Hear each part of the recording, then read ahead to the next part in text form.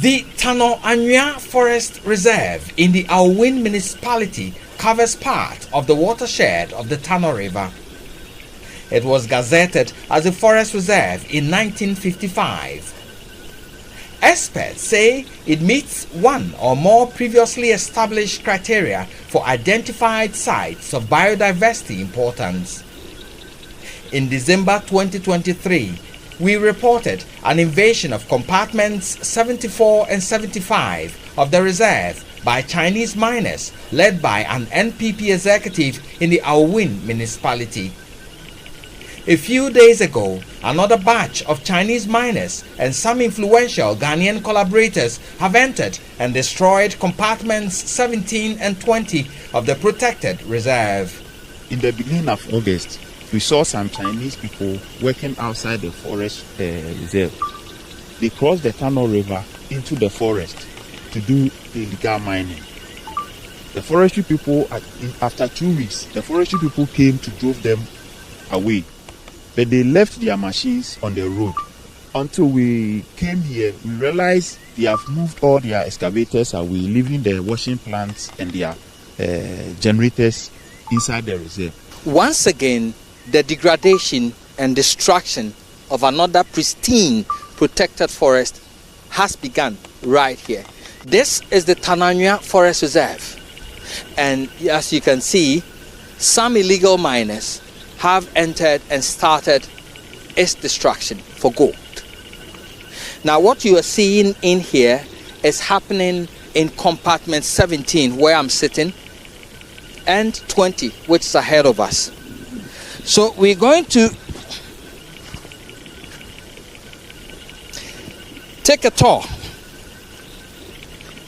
and gauge the level of destruction.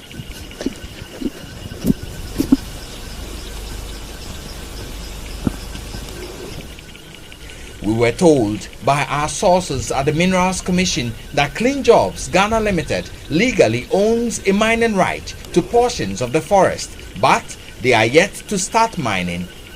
In April this year, Clean Jobs wrote to the Forestry Commission requesting security access to the forest to fight and protect its mining lease against illegal miners who were invading the forest, but that has just been granted.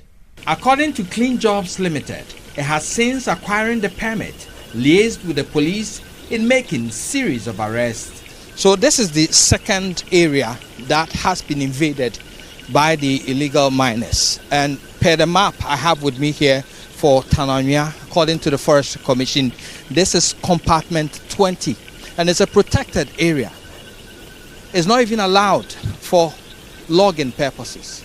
It is not clear why the Forestry Commission allowed the invasion to thrive for days before stopping it.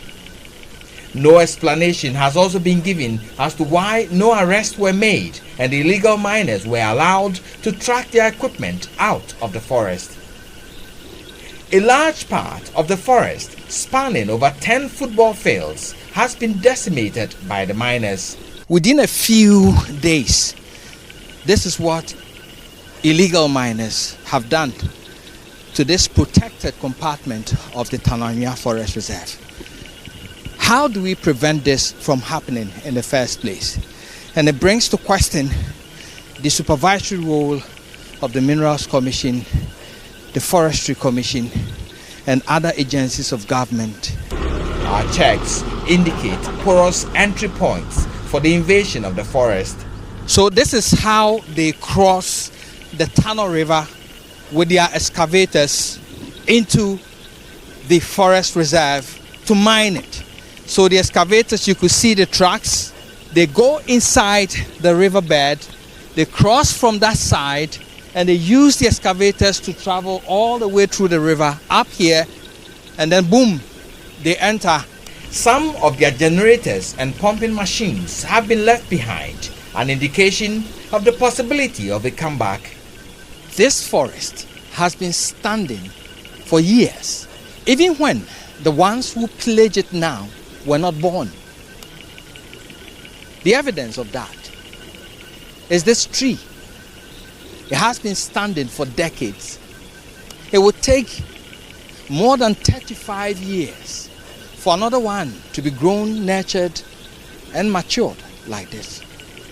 Until we start mining responsibly, we are in for the long haul for our natural resources. Reporting for Joy News, Erastus Asaredonko, Tano Anwia Forest Reserve, Western